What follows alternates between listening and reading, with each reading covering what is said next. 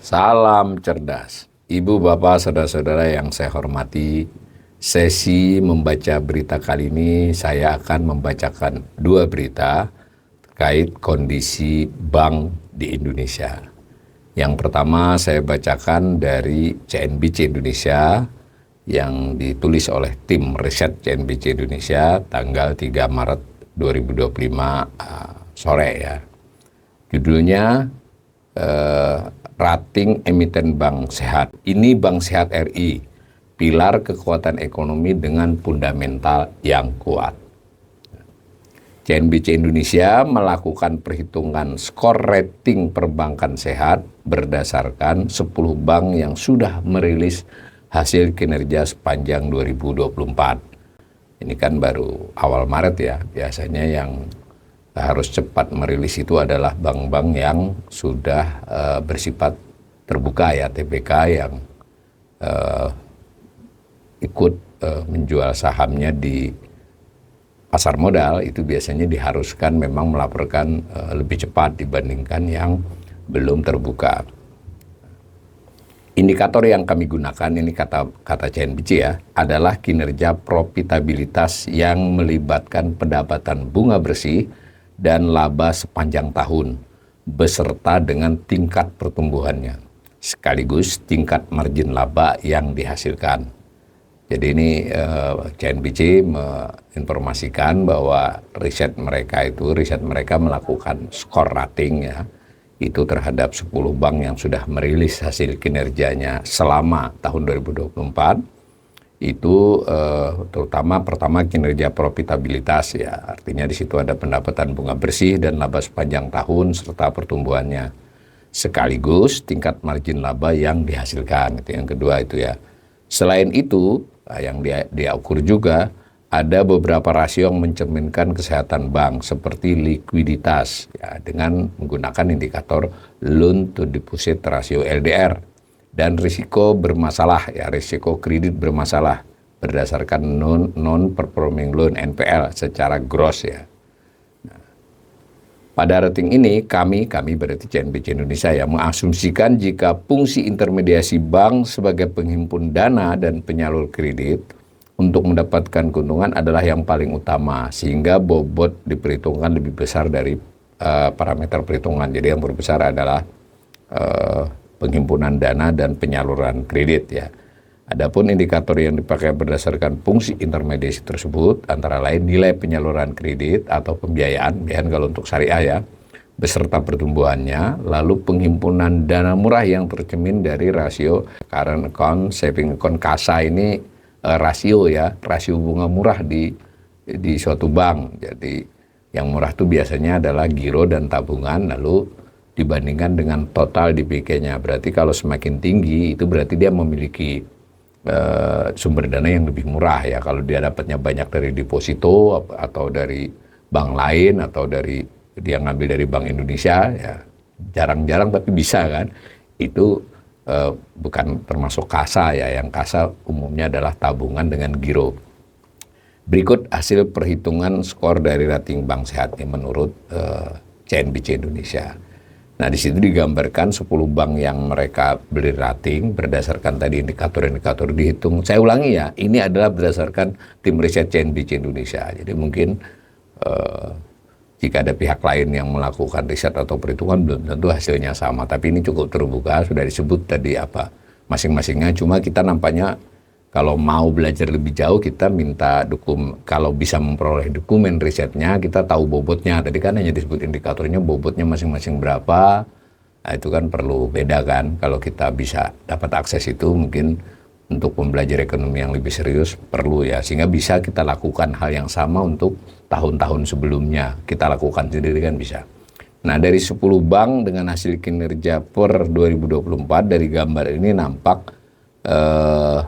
Bank Mandiri ya, emiten nih, karena di sini disebutnya emiten berarti dia udah masuk semua nih, masuk pasar modal ya, pasar saham maksudnya, menjadi bursa sahamnya sudah bersifat terbuka untuk publik. Makanya tadi saya ulangi, mereka Januari akhir atau paling lambat Februari sudah merilis laporan keuangannya. Yang lain-lain yang bukan terbuka kadang April ya atau Maret akhir. Nah ini Bank Mandiri, kode sahamnya BMRI ini skornya paling tinggi 3,35. Di bawahnya itu BBCA, Bank BCA 3,20, lalu BBRI, Bank BRI agak jauh turunnya, maksudnya skornya jauh lebih di bawah 2,65. Lalu Bank BNI, BBNI 2,55 dan seterusnya ya. Di ujung paling nomor 10 BBTN ya, BTN ya 0,95. Nah, subjudul tulisan berikutnya Bank Mandiri ya, betul kan yang paling gede ini tadi, kredit paling ekspansif dan kualitas aset terbaik di industri sepanjang 2024. Saya ulangi ya, ini datanya hanya data 2024 bukan bertahun-tahun.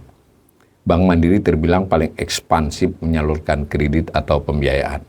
Hal tersebut tercermin dari penyaluran kredit yang melesat 19,36%. Jadi pertumbuhan kredit 19,36% si Bank Mandiri. Industri hanya di kisaran 11% ya. Industri maksudnya seluruh bank. Menjadi yang paling tertinggi di antara bank swasta dan himbara yang lainnya. Adapun total kredit yang disalurkan mencapai 1.623,21 triliun. Aset Bank Mandiri pun tercatat meningkat 11,63% menjadi 2.427,22 triliun pada akhir tahun 2024 ya. Nah, sementara itu pada penghimpunan dana, Bank Mandiri mencatatkan total dana pihak ketiga DPK sebesar 1.698,89 triliun, tumbuh 7,74% year on year dari setahun sebelumnya. Nah, dari informasi yang disampaikan oleh CNBC Indonesia ini tim risetnya, kredit tumbuhnya 19,36 ya, tetapi sebenarnya DPK itu tumbuhnya lebih lambat, hanya 7,74%. Nah, aset itu 11,63%. Jadi bisa kita imajinasikan ya. Penyaluran kredit yang ekspansif diikuti momentum pertumbuhan positif DPK yang terjaga, menunjukkan fungsi intermediasi Bank Mandiri berjalan lancar sesuai dengan prinsip bisnis perbankan. Ya dari angka tadi ya benar, tetapi kita tetap secara kritis melihat ini berarti Bank Mandiri ya betul-betul ekspansif ya dari simpanan-simpanan sebelumnya, karena kalau hanya berdasarkan pertumbuhan tahun 2024 ya kreditnya tumbuh sampai 19% lebih, sementara DPK-nya hanya tumbuh 7,74%. Bisa sih dianggap positif ya. Sementara itu seiring dengan kredit yang ekspansif, Bank Mandiri juga menjaga asetnya tetap berkualitas menurut penilaian tim riset ini.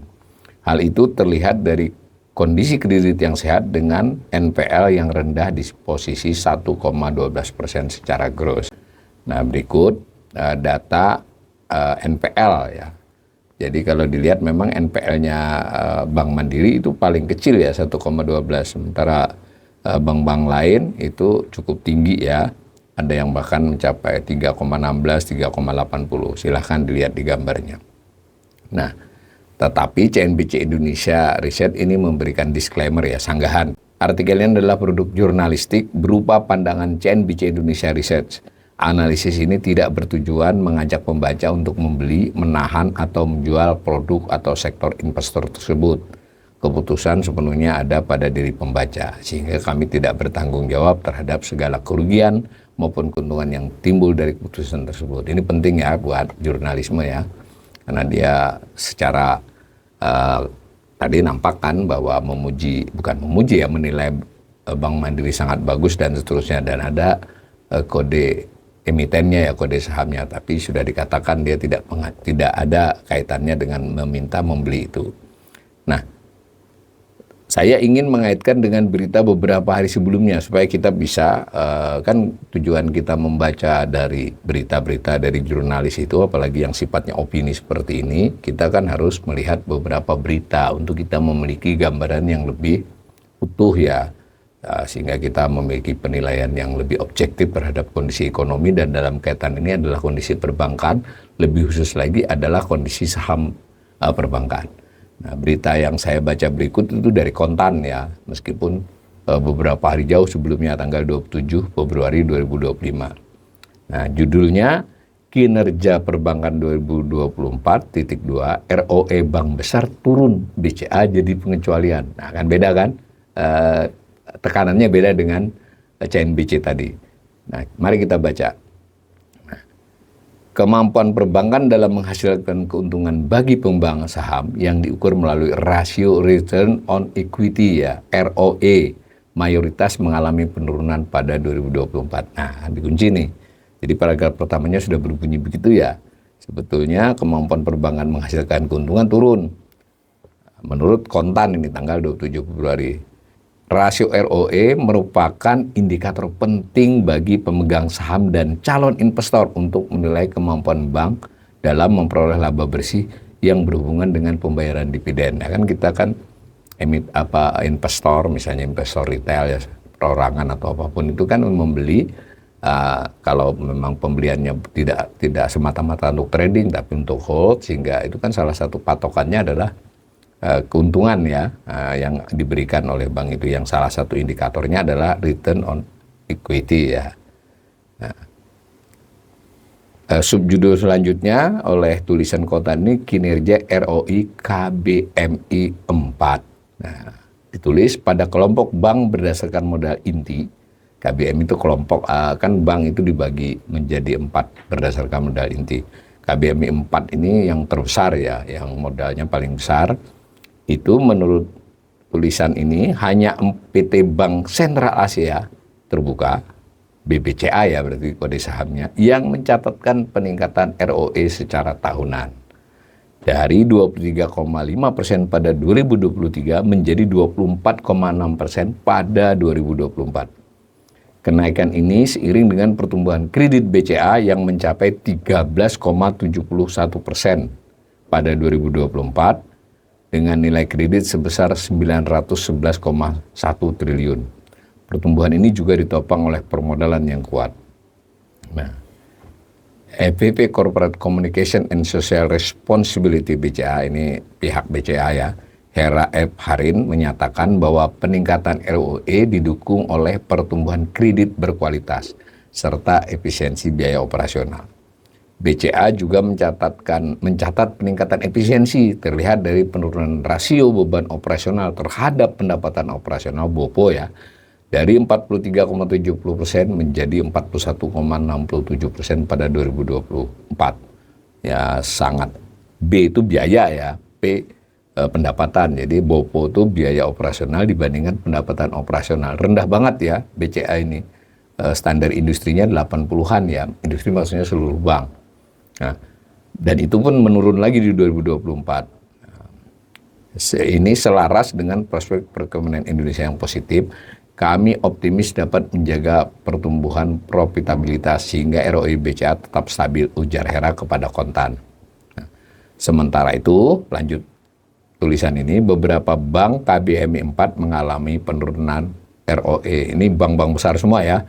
Pertama, PT Bank Rakyat Indonesia turun dari 19,80% menjadi 19,01%. PT Bank Mandiri yang tadi di tulisan pertama tampak sangat paling hebat ya, di sini malah capaiannya, kinerjanya di bawah BBCA, bahkan di bawah BRI ini dalam konteks ROE ya. Turun dari 23,20% menjadi 21,20%. Lalu yang berikutnya PT Bank Negara Indonesia turun dari 15,20% menjadi 14,20%. Jadi saya ingatkan bahwa yang 10 bank oleh BCA tadi tidak semuanya KBMI 4 ya, ada yang KBMI 3 itu. Nah, selanjutnya diinformasikan juga oleh Kontan untuk kelompok KBMI 3, kinerja ROE KBMI 3. Di kelompok bank KBMI 3, mayoritas juga mencatat penurunan ROE. Dari 8 bank yang telah merilis laporan keuangan, hanya 2 yang mengalami peningkatan ROE, 6 lainnya mengalami penurunan. Nah, bank dengan ROE tertinggi di KBM 3, khusus yang kelompok KBM 3 ya, itu PT Bank Syariah Indonesia, itu naik dari 16,88% menjadi 17,77%. Kemudian PT Bank Permata itu naik dari 5,54 menjadi 7,24%. Tapi kalau sepintas kita lihat memang jauh lebih tinggi BCA tadi ya, ROE-nya ya, dan lebih tinggi BCA, lebih tinggi BRI, dan juga lebih tinggi BNI tadi ya. Ini lebih rendah kalau Bank Permata.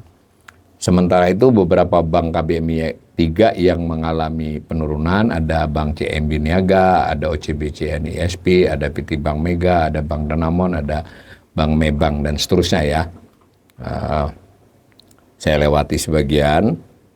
Faktor penurunan ROI dan prospek ke depan. Di sini dikutip pendapat Senior Vice President dari Lembaga Pengembangan Perbankan Indonesia, Trioksa Siahan, menilai bahwa penurunan ROI disebabkan oleh penurunan laba akibat peningkatan cadangan kerugian penurunan nilai. Jadi itu ya, penurunan laba karena ada pencadangan ya.